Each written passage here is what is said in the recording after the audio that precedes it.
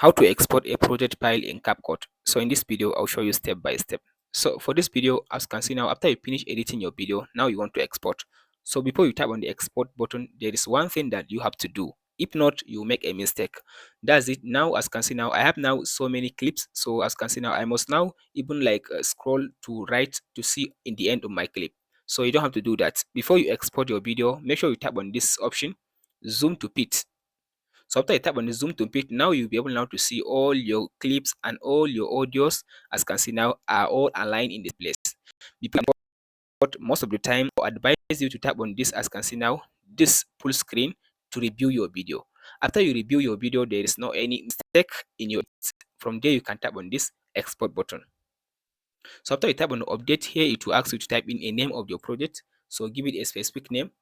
After you give it a specific name, here it will ask you to choose a location.